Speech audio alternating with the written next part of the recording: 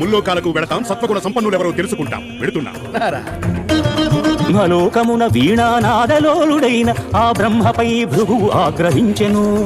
పూజార్హత లేకుండునట్లు శపించెను. కామ తాండవమున మునిగి తేలు శివ పార్వతులను చూచి ఇక నీకు లింగ పూజ జరుగుగాక. లక్ష్మీ నివాసము హరియదపై తమ్మెను. అజ్ఞాన నేత్రమును చిరిమెను.